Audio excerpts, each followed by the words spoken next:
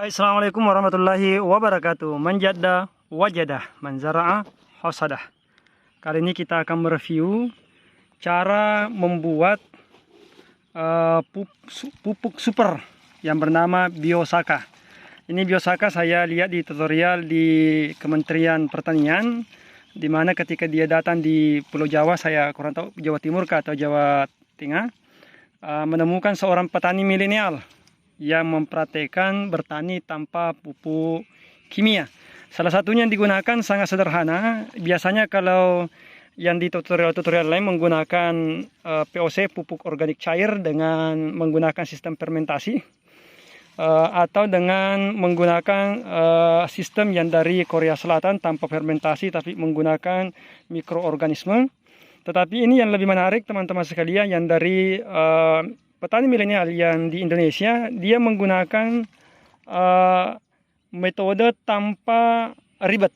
Ya, tanpa ribet, saya katakan tanpa ribet, tidak usah menggunakan mikroorganisme sebagaimana yang dari Korea Selatan, atau tanpa menggunakan fermentasi. Ya, karena biasa masyarakat kita, petani kita malas karena ada fermentasi. Namun hasil penelitian menunjukkan bahwasanya fermentasi dengan menggunakan gula merah, menggunakan tetesan tebu, ataupun dan yang lain sebagainya, memang baunya hilang, tetapi itu mengandung unsur keasam-asaman terhadap tanah. Itu ada yang penelitian dari Korea Selatan menemukan itu, maka dia menggunakan mikroorganisme. Tetapi ada yang menarik teman-teman sekalian, yang dari pertanian milenial ini dia istilahkan Biosaka. Bio artinya pupuk tumbuh-tumbuhan, kemudian saka kepanjangan atau dari selamatkan alam kembali ke alam. Kenapa dikatakan selamatkan alam? Karena tanah-tanah kita yang Indonesia, menurut penelitian salah seorang profesor di ITB mengatakan, IPB ya, mengatakan bahwasanya 70% tanah di Indonesia itu adalah krisis atau sakit karena kebanyakan unsur kimiawi, sedangkan kurang diberikan unsur pupuk organik. Nah, ini saya akan mereview teman-teman sekalian. Ada beberapa daun yang saya ambil di pinggiran gunung di sana. Oke, kita lihat teman-teman sekalian, ini pegunungan Kars, kaya akan alam kita. Di sana banyak sekali jutaan tumbuh-tumbuhan, varian tumbuh-tumbuhan yang hidup di sekeliling gunung yang terbiarkan saja. Dan menurut penelitian yang Biosaka ini, bahwasanya pupuk yang paling baik itu yang berasal dari sini, tanpa fermentasi, tanpa menggunakan mikroorganisme. Caranya bagaimana? Kita pokoknya ambil saja daun-daunan, baik dari rumputan maupun dari pepohonan, dengan catatan jangan terlalu menghijau. Nah, itu indikator pertama, daun yang baik tidak terlalu hijau, artinya yang kekuning-kuningan. Nah, itu yang membuktikan teman-teman sekalian bahwasanya ini pupuk kimiawi menghitam. Nah, apakah baik? Ya, mungkin penglihatan menurut masyarakat kita baik, tetapi itu adalah sangat kesukaannya hama. Bandingkan yang punya saya ini menggunakan pupuk cair dengan sistem yang dari Korea Selatan itu, agak kekuning-kuningan. Tetapi saya hitung tadi anakannya kurang lebih sama, walaupun saya bibit muda jadi masih kelihatan tidak terlalu banyak. Tapi anakannya kurang lebih 25 anakan. Sedangkan ini sudah berumur hampir 2 bulan. Sedangkan saya baru 20 hari setelah tanam. Jauh sekali perbedaannya, tapi anakannya sudah sama. Dan ini masih bakalan beranak terus sampai usia 60 hari. Kita kembali teman-teman sekalian. Jadi indikator yang pertama, jangan terlalu hitam, artinya yang kuning-kuning, bukan kuning juga, artinya kekuningannya natural.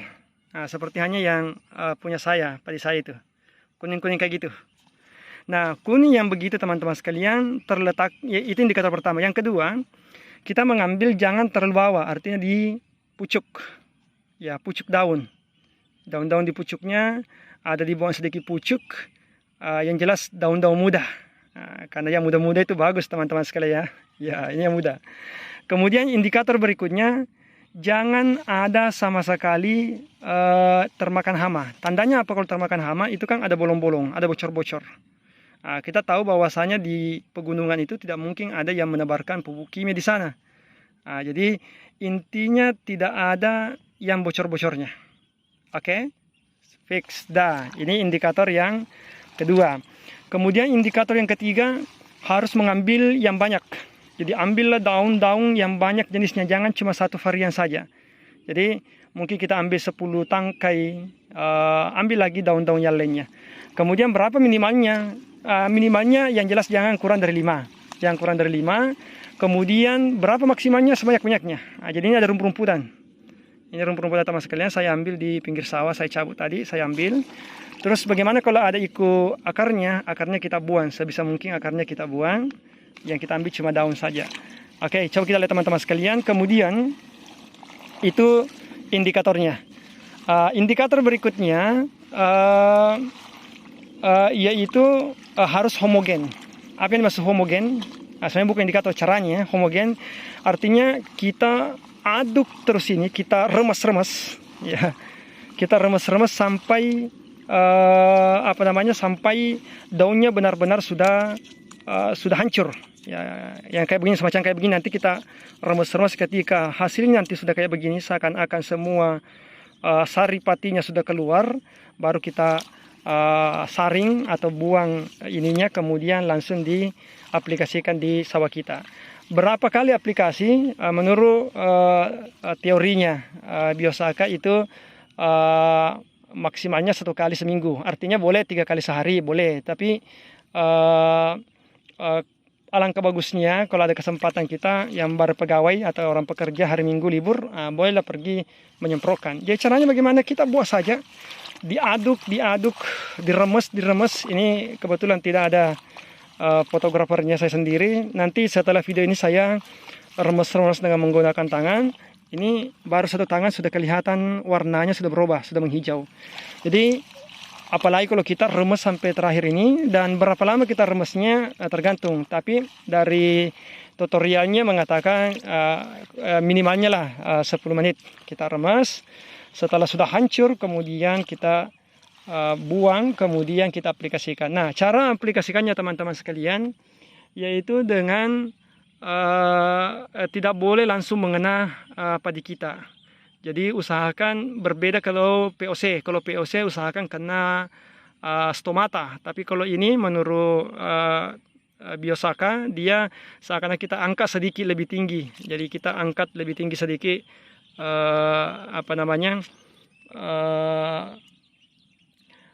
alat kita, atau alat kita angkat sedikit. Setelah itu kemudian seakan-akan hanya semacam percikan saja yang mengenai padi kita. Kenapa? Karena ini perpaduan dari beberapa daun sehingga sangat keras hasilnya teman-teman sekalian, walaupun tanpa fermentasi. Jadi ini membuktikan teman-teman sekalian bahwasanya bertani organik itu ketika melihat ada cara-cara yang sangat complicated yang membuat kita malas, tidak ikuti, cari yang paling mudah saja. Karena saya yakin dan percaya tumbuh-tumbuhan yang hidup di gunung sana tidak ada orang yang menjaganya. Tidak ada satupun orang yang pernah naik di sana menjaga pohon-pohon di sana. Tetapi ketika kita lihat, tidak pernah sekalipun ini adalah pegunungan kars, nyata-nyata batu. Bahkan tidak ada tanahnya di atas, tapi kenapa bisa tumbuh pepohonan di sana? Yang menjaganya tentunya alam itu sendiri. Itulah sunnatullah. Daun yang sudah melapu, sudah tua, kemudian hancur, kemudian dari kehancurannya itu daun-daunnya sudah melapu, kemudian jadi pupuk organik, kemudian memberikan unsur hara di pepohonan berikutnya. Begitulah semestinya. Jadi ini semestinya kita ambil, kemudian aplikasikan di sawah kita. Oke, teman-teman sekalian, Biosaka kita coba. Musim ini kita menggunakan Biosaka. Terima kasih kepada petani milenial yang berbagi di video yang ada di Kementerian Pertanian. Saya ucapkan terima kasih.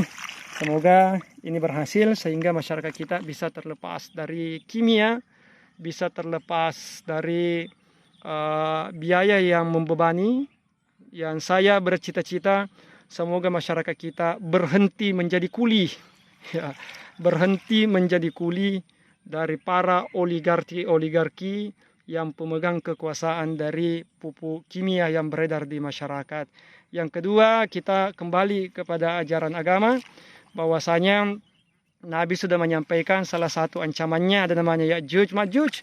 Ketika mereka datang, apa yang dilaluinya semuanya akan hancur. Tanah akan menjadi kering. Kenapa kering? Salah satunya Ya'juj Ma'juj itu dari hasil penelitian keislaman, dari hadis yang disampaikan, sebenarnya bukan fisik orangnya, tetapi sebuah sistem di mana sistem itu dijalankan oleh manusia yang menghancurkan alam semesta. Itulah yang tergambar dalam ayat Zaharal fasad fil bahri wal bahri bima kasabat aydin nas.